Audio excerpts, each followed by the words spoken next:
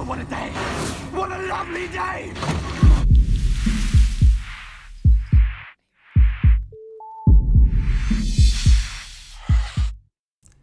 Welcome to Flat Earth Debate. I'm your host, Nathan Oakley, and if you're new to this channel, or you have not done so already, be sure to subscribe and hit the bell notification icon to keep up to date with the Flat Earth Debate. If you would like to support this channel, there is a super chat that runs alongside each of these shows while they're live, and there's also a PayPal link in the info box below the video once it's rendered. But most importantly, if you would like to join the discussion, simply mute the page you are currently watching, then click the link in the info box below this video to join the show and express your views on the shape of the Earth.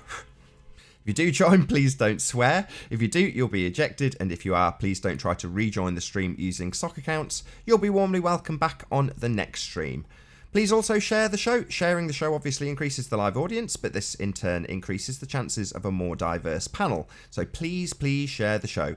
And one last time, if you're new to the channel or you've not done so already, be sure to subscribe and hit the bell notification icon to keep up to date with the Flat Earth Debate. Now we are joined by Was Not Was, Adam, Nadia, Mark, Jose, Dawn Treader, Dan, Chocolate Saying, and Brenda. Good to have you all. You. Buenos días. Hello.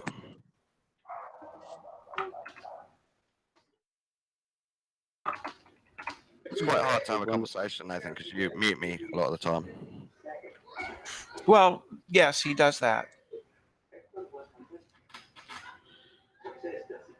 So are you guys here to critique the production of the show, or actually offer some sort of evidence of R, perhaps? Maybe you've got that? Do you know what R is? Riley.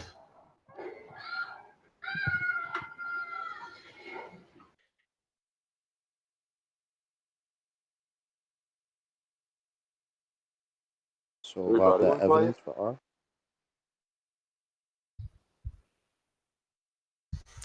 Brenda? R is the radius of the Earth, right? Right. So you would have to measure that. Right. So how would you go about measuring the radius of the Earth? I don't Couldn't know. give a crap. You tell me You the tell globe me expert. it's your assertion that we have one. Yeah, you're the globe expert. You tell me. You would measure it, Okay, yes. How do you do that? right? So that would be an observation. No, you just said that. You just said measure. Yes, a measurement is an observation. If I measure, Measurement is a measurement. if I measure the width of the doorway, I observe it. I You need get a to- ruler and I you need measure to- it, right? You need to That's- measure that's the cool for radius then. doorway. So you need to measure the radius like you'd measure the width of the doorway. If you want the width of the doorway, you run a tape measure along the doorway. If you want the radius, Yeah. you run a tape measure along the radius, right? Right. So have you run a Right. tape measure along the radius? Well, we can't do that. So we might need to use a different method because there's other ways of measuring things, right? I don't know. Tends to be the case that people in your community say that you are backed by science. Yeah, we are. Excellent. So what's your scientific evidence of the radius value? Well, you'd measure it. You'd take a scientific measurement of R. Sorry. So measurements are not scientific evidence. They're just measurements. It's just running an decided value of something on a tape, for example. Could be inches, could be millimeters, could be all number of different types and scales. Whatever scale you decide to assign to measure that thing. And then you go away and you measure it. That's not science. Yeah, that would be data. That's data. Not science, though. Well, it would be scientific data. No, it'd just be data. Either way, it's data. No, Right, it's just so data, R- right? So R it's is not data. scientific, right? So have you run a tape measure down the radius? That's how you get a measurement of something. That would be one way, but there That are would other be ways. the way of doing it. So there's one way of measuring a doorway, which is running a tape measure along it. So that would be the way that you measure something. That would you be just one way. established that. So if I want to measure a tree, I could run a tape measure along it, but maybe the tree is too tall or too far away. So Get a then I ladder. might Brenda. need to use a different method to measure the height of a tree. No, you could still use a tape measure. You just climb up a what? Ladder? Maybe? Is a ladder not a good idea? Do you think they use ladders when they measure trees? No, there's no need to do that. There's no need to do that. So they don't use ladders. They just do a different method, do they? Okay. Righto. So why did you give us the example of measuring a doorway? What was that all about? I don't really understand why you gave us that example. You've got a doorway that needs measuring. Right. Because I can't physically measure the tree. I can measure a doorway, but Yeah, I you can't. can. You can just climb up it with a ladder and run a tape measure down it. What part of that don't you understand? There may be other ways to do it, but you most definitely can get a ladder and run a tape measure down it, I assure I you. could. I could, but I don't. I don't want to. I don't care what you want to do. You can, unlike what you have just asserted, run a tape measure down a tree. That's how you measure things. Like your doorway example. You understand the doorway example? Do I need to repeat your own example back? If you've got a doorway that needs measuring, Brenda, you just run a tape measure across the gap in the door. Right. Right. I could use a tape measure to measure. Yeah, you could use a tape measure like you gave in an example of measuring a doorway. Can you do that in the same way as the example you gave with a doorway? Well, it's the same with, say, a tree. I could use a tape measure. I could use a tape measure to measure a tree. Excellent. So have you used a tape measure to measure the radius? So I use trigonometry to measure the height of a tree that's far away and taller than I can climb. So I use trigonometry to measure the height of a tree, and I can use trigonometry to measure the distance r. Can you see the whole tree? Yes. And can you see the whole Earth? Is that a no? I can't see the whole Earth like I can see the whole tree? Is that a no, Brenda? I can. You can't even answer simple questions with I did know. answer it. You can see the whole Earth. Brenda, the spaceman. Yes. you could just see Yes. the whole Earth. You can't Yes. even answer that honestly, because you know you can't. Not here on Earth. Oh, right. That's a bit of a problem. So far we've had a doorway example that doesn't actually compare at all to measuring the radius. And then we've had a tree example, which doesn't at all compare to measuring a radius. Because I use trigonometry to measure the tree. And Oh, right. I just used a tape measure, like your example of a doorway that you gave. Right. Right. And we needed the whole tree to do the trig, didn't we? Yeah. Right. Can you see the whole Earth, spaceman? No, we can't.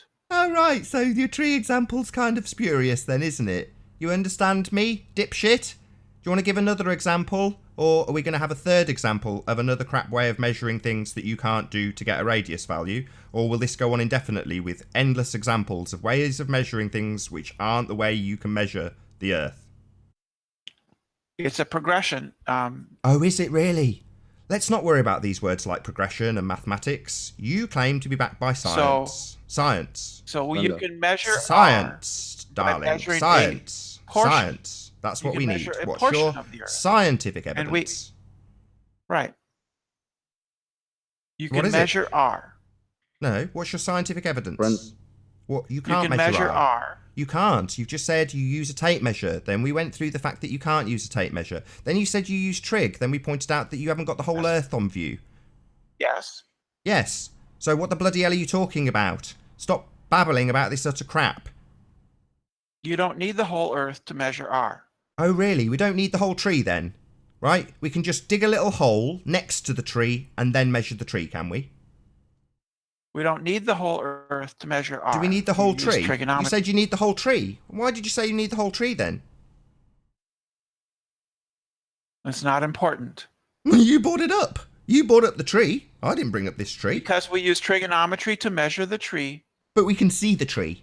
You've just explained this. What the bloody hell are you going on about? Yeah. Are we going to get a decent answer out of you? Or are we actually get to the stage where if you're going to say that you're using sticks and shadows, that we point out that the guy who did that presupposed you was on a sphere? Will we get to that stage No, quickly? he didn't. No, that's not true. He didn't do that. Yeah, he did. Yeah. He said all the same things you dickheads say. If the Earth is a sphere, then my measurement is thus. No, he didn't presuppose it. Yeah, he did. He presupposed it and then made a measurement with sticks in the ground. He had a presupposed sphere. If he didn't, he'd have got a different result if he'd have just done it with plane trig. But he didn't do it with plane trig. He did it with spherical trig because he presupposed he was on a sphere. What part of that don't you get? Are you really this stupid and deluded that you don't actually know your own religious background? No, I know it. You don't. I've just told it you, and you're telling me no. So you can tell me no all you like, darling. Yeah? I'll say, yeah, that's true. You've got a presupposition. You start by believing you're on a sphere, and then work backward from there. No, he didn't start believing he was on a sphere. He knew he was on a sphere. Oh, I see. So you trust what he knew. He didn't do a damn thing. He just knew it before he even made the measurement. But that's not a presupposition because you used the word no. It was not a presupposition. It was a deduction. Oh, really? So nothing scientific, nothing measured, just deduced. He just deduced it was a sphere, right? Yes. Oh, right. Well, Poirot, your powers of deduction aren't very scientific, I'm afraid. No, they are. This deduction is scientific. Really? So police don't get it wrong? Yeah? Their powers of deduction are infallible, are they? Deduction, yes. Deduction is. Deduction is infallible. Oh, right. Is that right? No, afraid not. Yeah, we've got methodology for things like that. We establish cause and effect with the scientific method. That's why I asked you for scientific evidence. Yeah? There's a very clear reason why I use the words I use. It's not because I want to hear a deduction. I don't give a crap what this idiot deduced. He deduced Hello. he was on a sphere. Hello. It was a deduction. What's up, Oro? So what? I'm asking for evidence, not deduction. Yeah? I don't care what he deduced. But you In can't measure plain the Earth's English, can radius you- directly with like a tape measure. So you're using indirect measurements. The only danger is Hey, you Jazz. might be making assumptions at that point. So at that point, logic has to come into play, and we have to test the logical underpinnings of your deductions and your logical assumptions about the Earth's radius and curvature. That's all the flat earthers are saying. I would just like Brenda in No, they're plain wrong. English to tell us how somebody measured the distance from the center of the Earth to the surface. Plain English. Simple No, question. plain Because English. yes, plain English, simple question. It's been figured out. It's been figured out already. Just It was tell us. Right. It was How figured did out. somebody figure out the distance from the center of the Earth to the surface? Right. Please. It was accurately measured in 1735 by two parties from France. One went to Chile, one went to Alaska. Which one of them went to the 1734. center of the Earth? One party went to Chile at the equator. Uh-huh. Of course, I wasn't there, but this is where paranoia comes in, of course. Oh, you the weren't equator there. of, Yeah. the equator of what? One went to Chile near the equator. Yeah, what equator of what?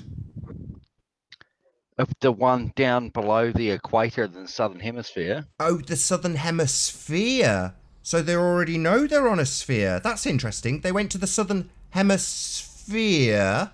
Isn't that a presupposition that they're already on a sphere was? That seems a bit weird that they would know they were going to the southern hemisphere if they were making this measurement.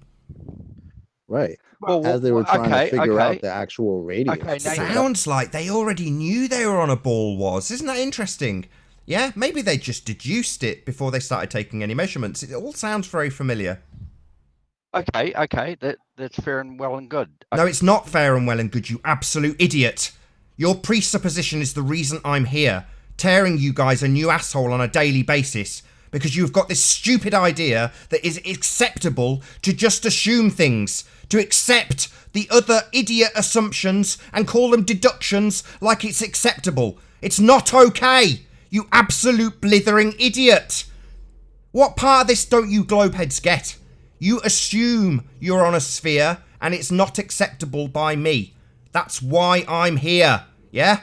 Just get it through your thick skulls. We want scientific evidence of this stuff. It's not an I'm assumption. trying to go with you with It what you're is saying an here. Can assumption. just give You me have a no second? scientific evidence and no measurements. You only have the presumption you're on a sphere followed up by measurements based on that presupposition. It's simple. It's Okay. not based on a presupposition. It's an Okay. observation. No. Don't worry. Don't worry about that. Don't worry about that.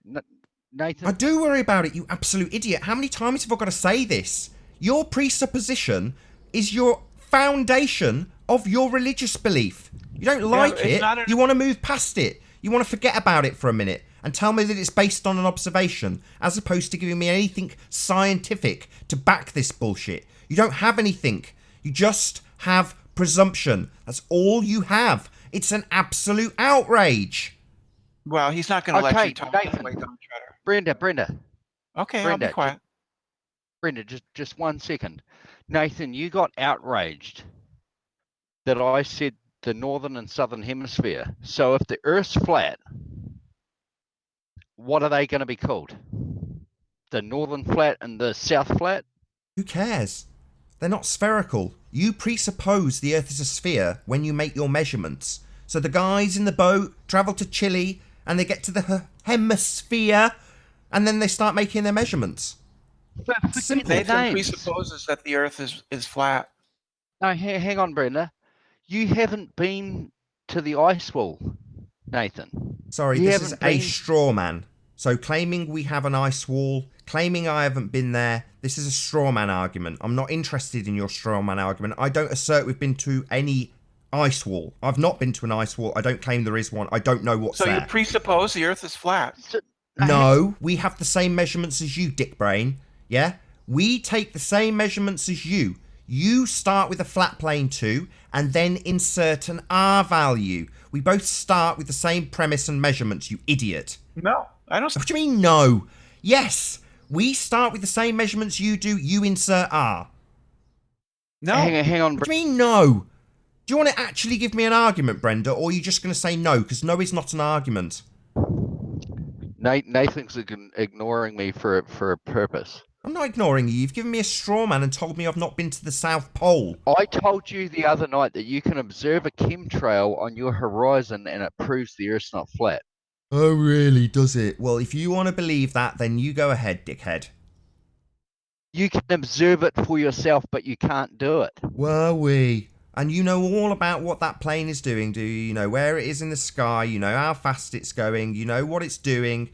Yeah, of course you don't. You have no idea. It's travelling in a flat line, on a flat plane, and that's all there is to it. Yeah? The horizon has risen to your eye level on that plane. There's nothing about the Earth that makes it seem in any way spherical, and there is no observed curvature, and the only way you get to curvature is to presuppose you're on a sphere. And when things don't match up, you tell us refraction has taken over and flattened it all back out again. Yeah.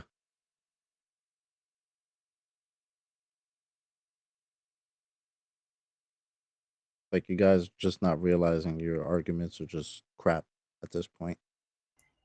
Why chemtrails straight then when they're on the horizon? Say that again. Jazz Conda was going on about the chemtrails, proving it's a sphere. But whenever you see them coming over, they're always straight. Everything is straight. I You know. don't see a curve anywhere. Yeah, I know. This is their problem. Like, it's beyond ridiculous that these guys still think there's curvature out there somewhere. You would have Hey. seen it by now, guys. Presuppose it. You can measure the curvature. You can measure R. No, you can't. Yeah? You guys give us dip angles. Yeah? You guys give us the horizon. Something not physical. It's bullshit.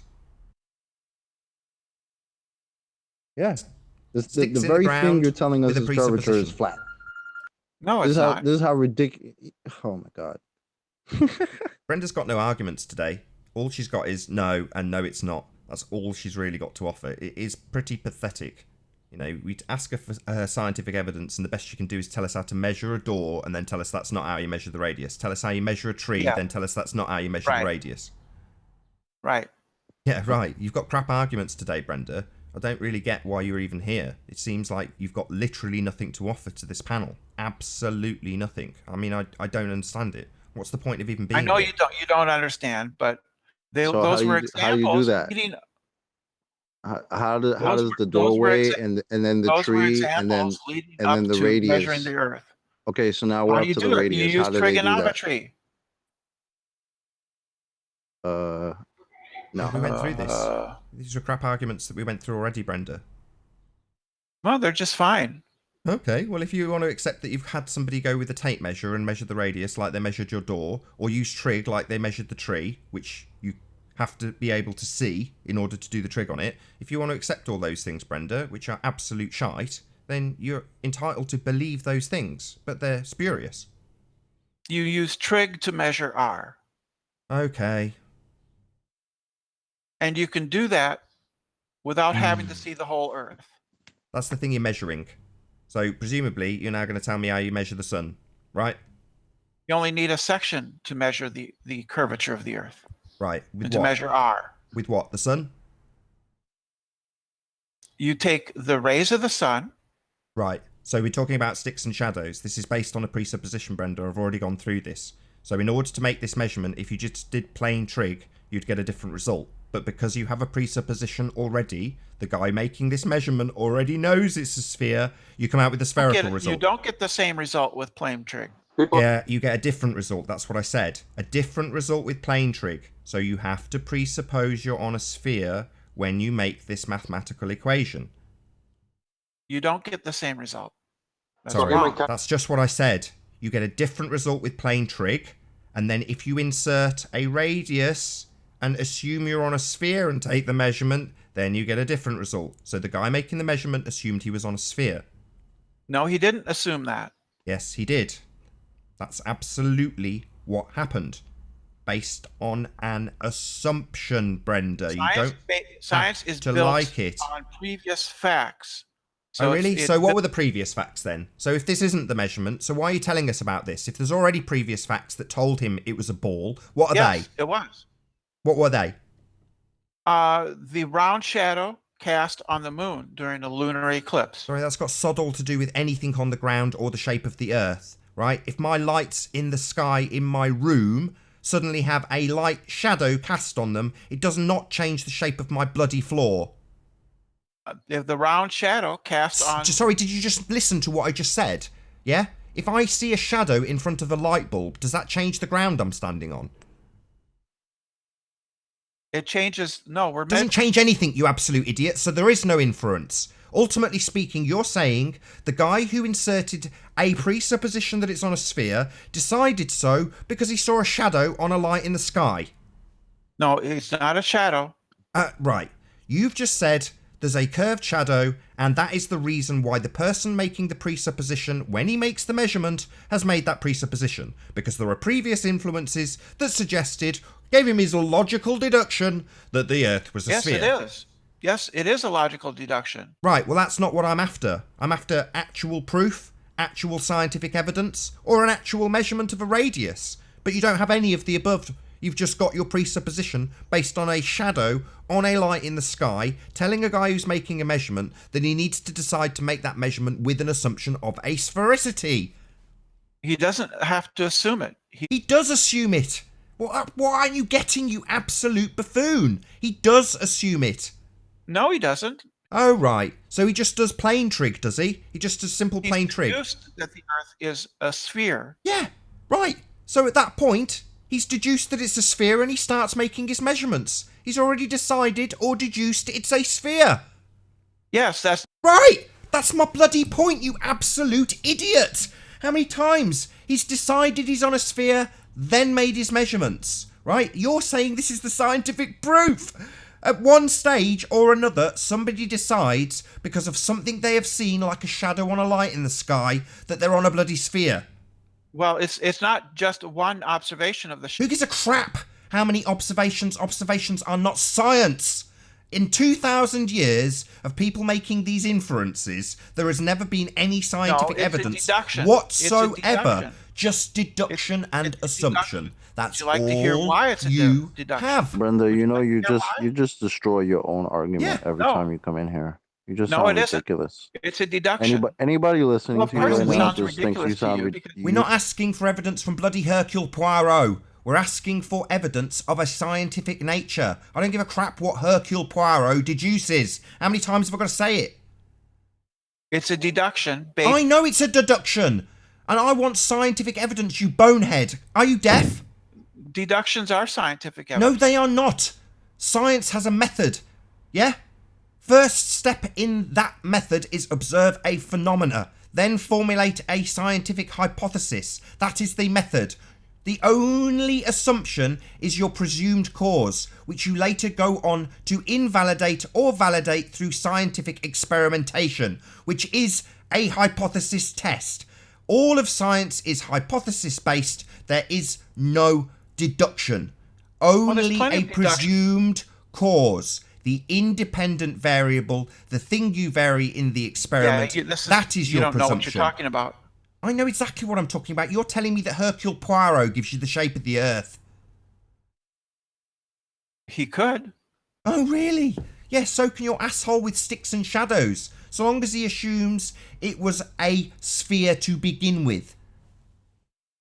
He deduced it from observations that Yeah, he saw a shadow on the moon, according to you, and that means it's on a sphere. Absolute horse crap, not scientific in any way. Well- He then started making his measurements. So at some point, somebody deduced, I'll use your words, he just deduced it. Deduced he was on a sphere. Didn't measure it, didn't get any scientific validity, just deduced the damn thing. I'm going to deduce it's a sphere, and then I'll start making my measurements based on that presupposition. no, it's not a presupposition. A deduction is not a presupposition. It is. He started making his measurements, and then he has a presupposed value. He's got a sphere already. Then he's trying to work out what the sphere does. He's not doing plane trig, he's doing spherical trig. He made observations. Yeah, and And then made did spherical trig based on an assumption that he was on a sphere to begin with. He's already decided he's on a sphere. The observation is that the Earth casts a round shadow on lunar eclipses, no matter which one, no matter what the orientation of the Earth is. And then they deduced Orientation of the Earth. So what you're saying is the Earth's got an orientation. So you have already presupposed you're on a sphere when you make this deduction. So you've already decided that the Earth's a sphere and it's causing a shadow. No, they didn't already decide it. It's So based on you're saying observation. there's a spherical shadow, and that is caused by the Earth by deduction. So by deduction, yeah, so they've decided it's a sphere already. It's the sphere causing the shadow. If the Earth is a sphere, then there will be a curved shadow on the moon. There is a curved shadow on the moon, therefore the Earth is a sphere. It's a formal logical fallacy. It is simple Not a stuff. That's not how it went. That's If not P, then Q. Q, therefore P. If there is a curved shadow on the moon, then the Earth is a sphere. The Earth is a sphere because there's a curved shadow on the moon. Simple. It's a formal logical fallacy. That's all you have. how the Earth casts a round shadow on the moon. Because it's a sphere, and I've already decided it's a sphere. That's why the shadow's curved, right? Because it's curved. But like the Earth, that I've decided is curved. That's why the shadow's curved. Because I've decided Earth is curved. And there it is with a curved shadow. This isn't a logical fallacy. I've just decided at some stage that it's a sphere. And look, there you go, curved shadow. There's my proof. It must be spherical. It must be Because- spherical because I've decided that that curve is caused by the sphere of the Earth. Therefore, sphere shadow, sphere Earth. The only shape that can cast a shadow on the moon that's round from every angle is a sphere. The only shape that can cast a shadow is a sphere, and we see a curved shadow. Therefore, the Earth is causing that shadow and a sphere. That's a formal, logical fallacy. No. Yes. No is not an argument. No is not a position. No doesn't do anything. I have stated your position. You have made a logical fallacy. No, it's not fallacious. Absolutely is fallacious. You are putting the horse before the cart. You are making a logical fallacy. You don't have to like it, Brenda. You are just a dumbass. It's not a fallacy. It is. If I see a curved shadow on the moon, then it must be a spherical Earth causing it. At some stage, you make your outcome based on your assumption. That is a formal, logical fallacy. You don't have to like this, Brenda. It's tough shit. Only shape that can cast a round shadow from every angle is a sphere. This is Nathan Brenda's The rumpus in only there. shape that can cast a round shadow from every angle is a sphere. So why would you assume that the Earth is causing that shadow as opposed to anything else? Why would you assume that it's a spherical Earth causing that shadow as opposed to anything else? You could have a methodology that rules out other variables. That would be the scientific method. However, you haven't ruled out any variables. You have decided that the Earth is a sphere and causing the shadow. It's a logical fallacy. No, I haven't. We've deduced that it is a. Okay, you can call it whatever you like, Brenda. It doesn't matter. You've made an observation and then decided the cause is the sphere Earth. No. Yeah. Brent, We made Brenda. observations and then deduced that the Jolly only good. object that could satisfy those observations Well, let me is a tell you sphere. something. There is a better way, Brenda. The better way is to make observations and then formulate a hypothesis based on the phenomena that you observe. Simple. Lost the whole panel. Fighting them off single-handedly while I lost all the flat earthers about 20 minutes ago. Now I've lost the whole panel. Nobody wants to talk to me. The trolls don't want me to talk to anybody. Isn't that wonderful? How long have we got left? Let's have a look. 30 minutes. Football's on in about half an hour, so I'll probably lose the audience between now and when this actually ends anyway. Sure, it's worth starting a new one though, so I will. There will be a short intermission.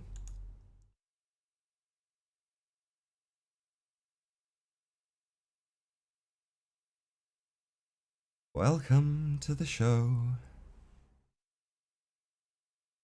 I hope you're all enjoying the show. Do you like these calm little moments?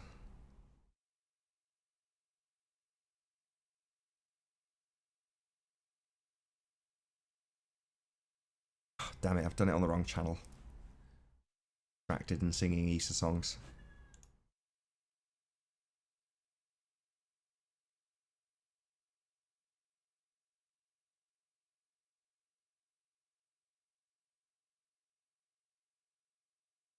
Gonna put the link out on Skype. Hopefully I'll get some friendlies to actually fill up the panel before we go live properly.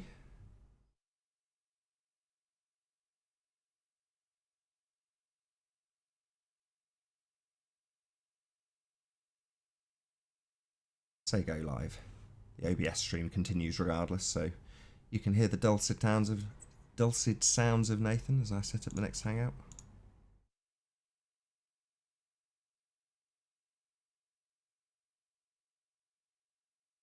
Ranty's in the hangout, is he? Excellent. Hopefully we'll get a bit of Ranty before the end. That would be a lovely way to round out the show.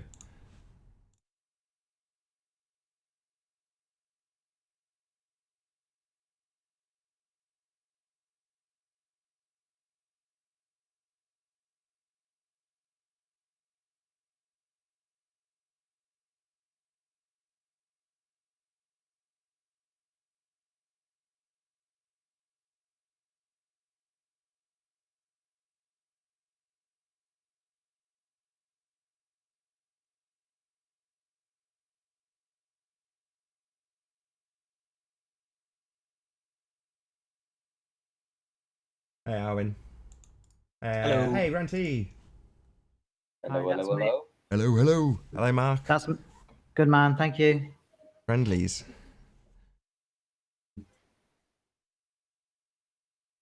He or she bravely ran away. Hey, James. Brave Sir Brenda. Whoever's got their watch page open, please close it. Might have been me. We've still got a solid, I don't know, half an hour left, so. So what's going on, guys? Anything? Yeah, your footage. Absolutely amazing. You were the talk of me and John and Chris and Anthony yesterday, and then, sure enough, 2 hours before the show, you released an absolutely amazing bit of footage. Right, okay. I mean, you should be seeing... We want you to analyse it and tell us what it's all about. Oh, I haven't had time to do all that yet properly. Come on. Look sharp. Well, if you're going to dig it out, you may not. You're under no obligation. But Ranty basically caught some turbines that were about, I think it was 11 to 13 miles, and at about 19 or 20 to 22 miles, something like that, But in essence, what it demonstrates is the effect of exponential curvature not being demonstratable in actual imagery. All you see is the exact same effect of perspective in both, but with the angular size reduction applied, both of which are ignored in the curve calculator. There is no accounting for perspective or viewing angles. So, angular destruction of the curve calcs by virtue of the problem being compounded at greater distances. So if you're looking out over a sphere, the further you look, the more ball you will be affected by, because it's getting more and more bally the further you look. Well, when Ranti demonstrates that that isn't what we see, we only see the effects of perspective regardless of distance, only applicable with an angular size reduction based on distance, then that's what you see. You know, seeing is believing. You're just seeing perspective, there it is. And all you need to know if you're a current globe head thinking, is this flat earth stuff true? Well, yeah, they've ignored perspective. So your perspective-based world, that ain't accounted for if you want to live on a globe. If you want to do any maths on anything you see that you perhaps shouldn't, well, you're going to be applying maths that don't account for perspective. There you go. Yeah, it really is what you see is what you get out there. It's flat. I mean, I'm not going to deny there are effects of... They give great evidence. The turbines are just fantastic for... Because they're the same height. They're the same height. And they're the same distance apart, and they're in it. I can get in an almost straight line behind them. So this is just, it's great to do this kind of analysis with these. Can you show us? Sorry? Can we see, please? Oh, you want to see what yesterday's, the video I put out today? The one that you were ducked behind the wall because it was windy. You know which one. Right, Come on. You know which one. Okay. Oh, the height, the peepee one. Well, where I'm peeping around, so that'll be this one.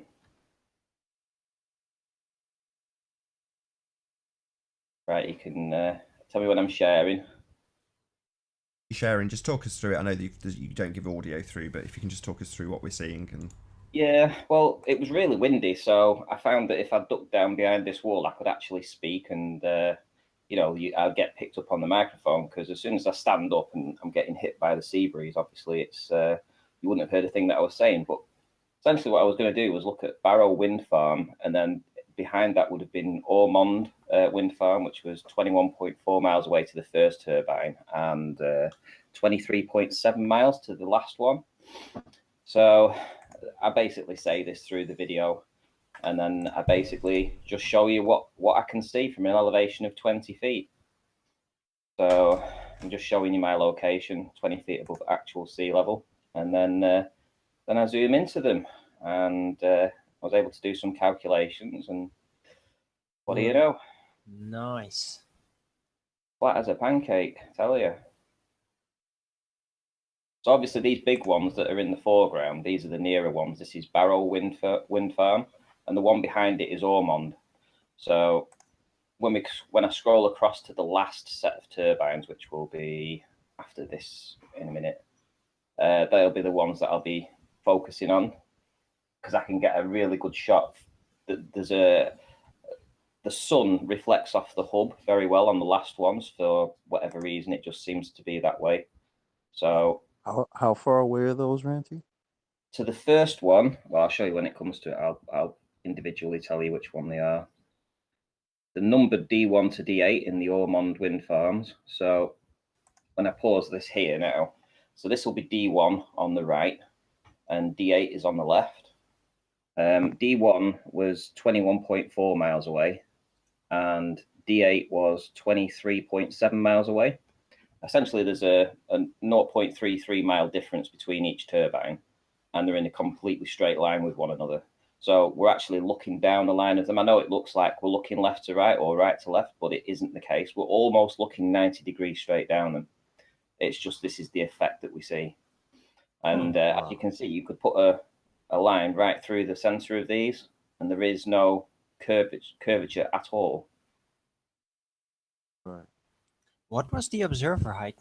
20 feet. Right. Can you just show that, Ranty, just so it's self-contained? So if you can go back to the beginning where you point your camera, just after you stand up, you point your camera down. Here we go. Yep.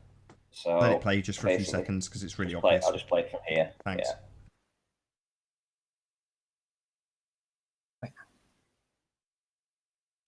And also at the end of the video, I actually go to the and show you the steps, so you can Well, judge you've for measured yourself. each of these steps, and you know exactly how many you've got, so you can, you know, if the tide comes higher up the steps, you know how many steps and how high they are, so you can get an exact gauge each Yeah, time. well, I actually went and I actually measured them. I did a full video of me measuring them. It's, and I think each step was about 7 inches tall. And I effectively worked out that it is pretty much 20 feet to the bottom of those steps from where I was filming off the wall. So they've got all the information in the video.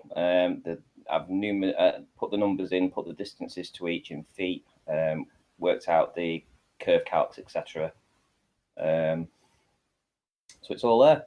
But who was it who came in? Adam came in, and what he said was that we should focus on the two turbines together.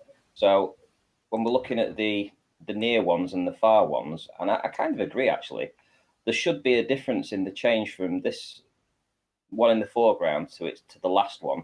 And if you put a straight line through that, and then you put a straight line in through the back one, they shouldn't be parallel to one another, because being parallel to one another means that there's no curve at all. If it was a change, because that's an exponential drop on this one that's further in the distance, you should see a different angle when you put your two red lines in. So if you was to compare the two red lines, you'd see that they're absolutely in a straight line with one another. Well, are the two wind farms built parallel?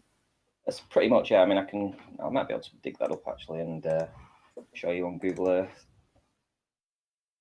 Because they're in a slightly different angle, then yeah, the angles may not be the same. I mean, just for once, I'd like to see one of these wind turbines just bending away from us, like the way Brenda says that they can. Just one. I just want to see one picture of one just bending away. So here we go, line of sight between the two turbines. So turbine 1, so this is Barrow at the bottom, and that's Ormond. Essentially, they're almost in an identical line with one another, you know. Yeah. This is a different set of wind turbines altogether, but these are the ones we're looking at now. So the big ones in the foreground are Barrow in this direction, so I'll be looking up them this way. And this is the line of sight to them. So again, this is looking through Ormond. Again, it's the same direction essentially.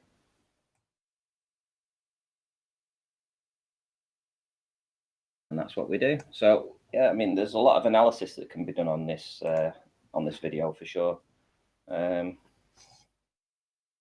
like I say, every time I go, I'm not seeing any kind of curvature. I can't find curve in my location. So either it's just flat where I live, or it's flat all over, because essentially everywhere I've been up and down the coast here, as far as Liverpool, up, looking through to Wales, St. Bees to the Isle of Man, and it's flat. It's insane how low those turbines in the back look to the water. Yep. And that's what the Globers will always come back and say, that it looks like they are in the water, so it's obvious that they're going behind the curve. Well, what we've found recently, we know that compression happens at the horizon. So with that compression, there's waves going on here, very distinct waves.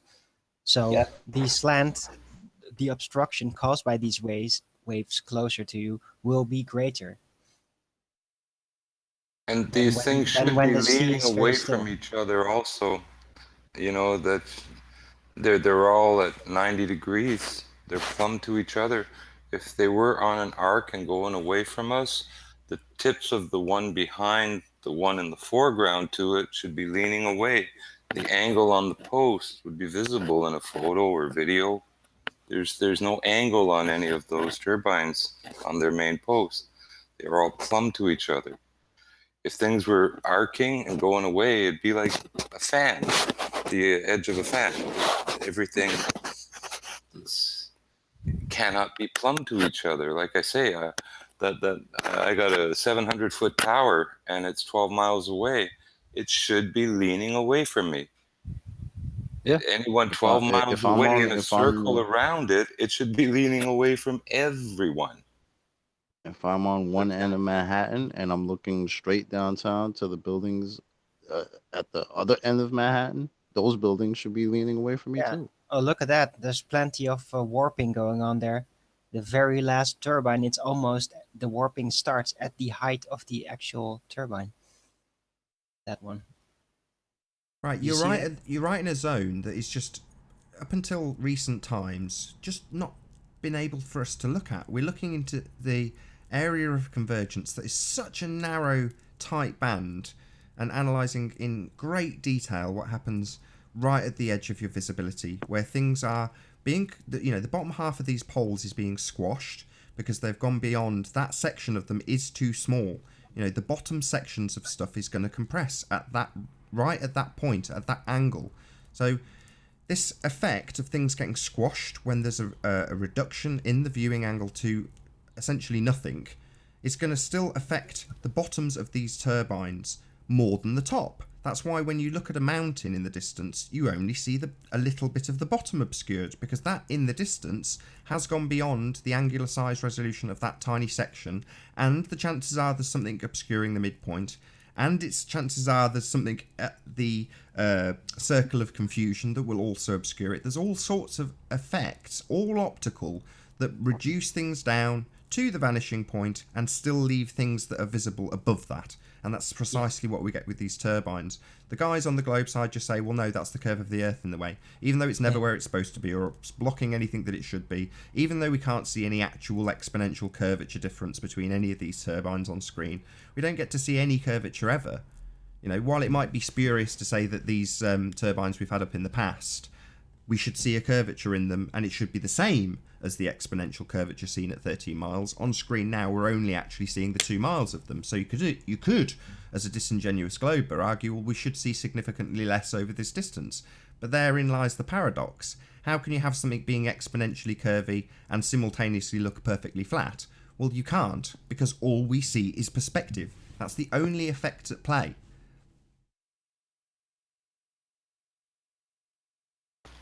In a sense, it's also what we don't see, and when we don't see it, we have the vanishing point, but vision is finite, or at least objects in a distance have a finite point, a point where, whether it's vanishing point you want to call it, or that finite point, it can vary a bit day to day and even hour to hour, but vision is finite. Your No, objects in I the don't distance exactly have agree. a finite visual, our ability to see certain things at certain times is limited. Yeah, The but that's objects not in the because of the distance have a limitation of vision. That's because of lack of air clarity. the Superman vision stuff is just for the birds. Our eyes are not bionic, and they are not as good as people think. Yeah, This all Superman eye can tools see a are billion miles. as good. No, it's It not really true. is. No, we only have a limited resolution in which we can observe things. But And eyes objects in and the distance have all a visual, color. all cameras, all observation equipment can see as far as the air clarity allows. But Or what to a vanishing obstructs point, things, actually. what obstructs things due to perspective is the limitation of the field of view. So if you're very close to a surface that you're looking over into the distance, then the closer you are to that surface, the more it will obstruct the bottom layers of those things in the distance, because it's an optical slant. So if it's a plane in the sky and one day it disappears at 3 miles and one at 4, then at the same, trajectory and everything, why is its vanishing point changing day to day? Because it is much higher than you, and as I said, lack of air clarity. The lack of air clarity eventually obscures everything in the far distance because the air becomes too thick to see through. Can I just add something to that, please, Jimbo? Sorry to interrupt you two. But in terms of the plane, I mean, Arwen's example is, he did specifically say at the ground, but the same applies to a plane in the same respect that if you imagine you had a plane flying, just for easy numbers, at 5,000 feet, and you've also got a mountain that is 5,000 feet high, the further away you get from that mountain, the closer it will become to the horizon, and becoming more and more squashed from the bottom up as the angle that you attack it at decreases the further you go back. Well, the same principle would apply if you parked the plane on top of the mountain. It would be just part of the mountain then, right? And as it got further and further away, it would get closer and closer to the horizon, and then eventually just vanish like the boat does, bottom up. But it makes, because that angle can contain a massive 5,000 foot mountain if you're far enough away from it. Does that make sense? Yeah, absolutely. Well, the mountain is so high in relation to the observer that it can be contained by much more of your field of vision, because the field of vision is basically angular. So if you're very close to a surface, then that field of vision below you narrows down significantly. The mountain sticking up in the middle of the open air, it will always have enough room, angular room, within the field of vision to stay visible even at vast distances. So it all depends how close you are looking past a surface. And Well, that I agree. also In includes, by the theory- way, to a surface above you. Sure, I agree in theory. If to you're a on the ground ceiling, level, the with same enough, effect applies. I agree. In theory, if you've got enough zoom to zoom in on that camera, but let's say you've got a fixed zoom and you can't go beyond it. So let's say with your P900, eventually with perfect air clarity, yeah, you would get back far enough. This is kind of the same as the Glober's argument saying you can see your own arse because of refraction. And all we would say is, as long as you've got a clear enough day, you can see very, very far. And that principle does hold true, other than the fact that the item in the distance will still get closer to the horizon. Yes. And the only thing that's going to make it bigger in your field of view is zoom. Am I still presenting, Nathan? You will be No, able to but see you can things be. that are very, very big, high up, like a huge tower or a huge mountain. Absolutely. You But will the viewing still angle, see them. Just let me They add may one be thing, partially Arwen. compressed. Arwen, please, but please. So I can't hear you right, Nathan. Did you say I was still presenting? Yeah, just trying to get a word in. So yeah, you're right, Arwen. But the viewing angle to that building, you are presented, Ranty. The viewing angle to that building. Can I just say, can I play the video? Yeah, go ahead. I'll just say, this was me this morning. I went down. It was beautiful. Just let me get to the end of my point, though, Ranty. So if you've got a viewing angle to an entire building, your viewing angle to the top of that building is bigger than the viewing angle to the bottom, and the further away, the narrower that viewing angle to the bottom of the building will become. So in other words, it's the same as having a boat on the horizon. If you count the first 25 bricks of that building, they still have a narrow viewing angle at distance, and it varies on the height of the building. So you can have the bottom of the building obscured by virtue of viewing angle being too narrow, and still have the rest of it visible. Now, they would call that earth curve obstruction. We would just simply call that the narrowing of the field of vision at the horizon point due to angular size. And the closer you are to the surface, the worse that effect becomes. Yes, Sorry, Ranty, you carry on. And I called it originally the optical slant. Yeah. And it functions exactly like this. So, yeah, it's Thank you. fascinating to see. Good that we're in agreement, not arguing with each other, viewing are we? angle, optical sciences, how this works in such detail over this long period. Sure. Well, the Globers will just take us to their models where we don't see the real world effects, and that's all they'll ever do. But, we'll stick to the real world. Anthony said it once before in terms of when you go and see Globehead pictures, it's all models and cartoons, and when you see Flat Earthers, it's all like this, it's pictures and reality. Same with Anthony's debate yesterday with Sly. All Sly had to offer was models. All Anthony had to offer was pictures, and that's where Sly buggered off, because you can't argue with reality. It's very difficult to. Anyway, Ranty, do you want to take the mics? Well, hopefully, Yeah, Arwen it was literally just to get a point in. When Arwen was saying that it all comes down to the visibility of stuff. Well, I was there this morning, beautiful day. I couldn't see anything of Barrow. It was completely covered in mist, essentially. And even though I could just make out the turbines, because I think it must be something to do with the angle of the sun. But this is what I actually saw. Normally when I'm looking over at Barrow, I'd have the buildings all on the bottom here and what have you. But can you see? You just couldn't see anything. Just blocked out by atmosphere. Right. So it was just to prove. It was just to say that point, and also to say that I put videos out. I try to every day anyway. But there's also a lot of times I go and I get this kind of weather. Anthony is the same. He says that when he tries to see the Isle of Man, quite often it's all misty up and you can't see anything.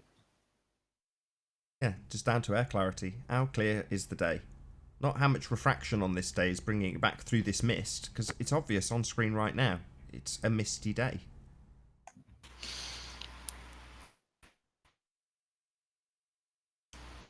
Good stuff, Ranty. Kudos. Again, I don't know if anyone's congratulated you, but you got a lot of plugs earlier before you joined the show, so big props to you again. Right, cool. Yeah, it's I don't know. It's just a hobby in it, I suppose. Going down and trying to get the answers, putting it out for the people to analyse. And have you bought a house on the promenade yet? I'm actually buying a house that's much closer to the promenade. So much closer to the promenade. How can you on the pier? Well, I live in Polton at the minute, so it takes me about 15 minutes to get there. But when I move house, it should only take me about 5 minutes to get there. So I'll definitely be saving on the fuel. Jolly good. Can you give your channel a proper plug, Ranty? Ranty Flat Earth, that's the one. If you want to search for me, just search Ranty Flat Earth, 3 words, and then hit the subscribe button. Much appreciated. Thank you very much. You might even find you by Ranty. So if you just type in Ranty, you might find Ranty's channel. Find it is another Ranty. There's another guy there with like 6,000 subs or something. And there is, so but when you just type in, if you just type in Ranty, it does bring up your channel quicker, believe it or not. Does it? It does. Well, for me it does. It's obviously, it varies from person to person, but yeah. So check out Ranty Flat Earth. That's his channel, and at the moment he's the star of Flat Earth as far as I'm concerned. He's doing absolutely amazing, fantastic observations, and he's going to stuff that typically would scare off flat earthers. So when we've had wind turbines in the past, all you get is, oh look, we're seeing the bottom being obscured, and instead Ranty's going out and looking at it and working out mathematically how this stuff actually works. So definitely subscribe to Ranty Flat Earth. Well worth checking out his channel. Anything else anybody wants to add before I close out this show, before the football starts? Yeah, I watched a video from a guy in Las Vegas with an IR filter on his camera, and it cuts a lot of cloud and haze and other stuff. So I don't know if that might be an advantage to try one out and see if it actually gets through some of the haze and other stuff on some of the less useful days. It could be a useful filter. It does an amazing job. This guy's video, he's a glober, but he's turning flat fast, but he does some IR zooming and stuff over Las Vegas. You see the Groom Lake, you see, wow, so flat. But just the IR filter is like a miracle. So what's it doing? It's filtering out infrared. Yeah, oh yeah, and it just wow, what does it expose? Oh, it's so different. You haven't seen that. Can I post the link? Yeah, go ahead. I'll post it in the chat. To If you post it now in the side chat, I'll post it for the audience. Okay, give me a second to find it. It's called IR Las Vegas or something. IR.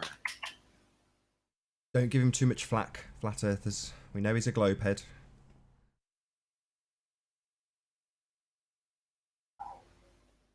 All information, though, it's all something that we can work together to try and find an answer to, globe head or flat earther. So definitely, if we're honest with our results and we work together, we can get these answers.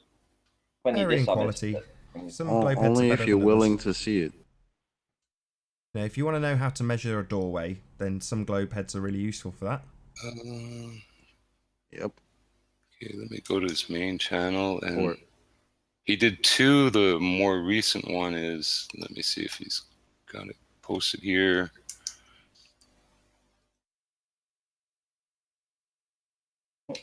England are playing. Yep. Game started. As soon as I get this link, I'm going to round this show out. Not to watch football, because I know I'll lose my audience in great droves as the football starts. Just to make sure we got the right one. Okay, here he is, and here's the link. Copy, and let's get back to Hangout and paste. Here it is in the chat here. But this is an IR filter at 35,000 feet over Las Vegas from a month ago. He did I thought he posted one yesterday, but I can't find it on his site, but that one should do. And I'll try to find the other one. But this is basically the IR filter in action there. Ooh. Where is he? There he is. Which chat did you post? Whoops, that link? my mistake. That one don't have the IR filter. Be a second.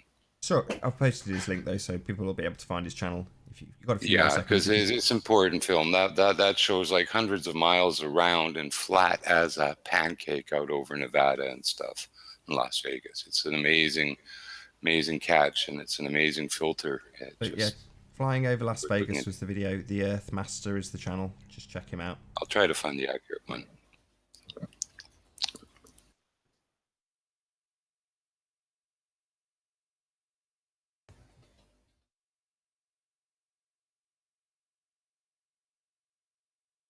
Right, I'm off to watch the football, guys.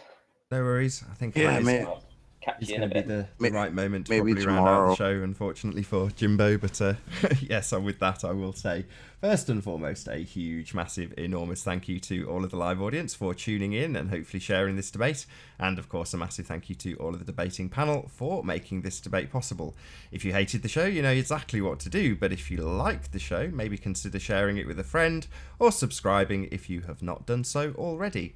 I've been Nathan Oakley, and I will see you all in the next video. Oh, what a day! What a lovely day!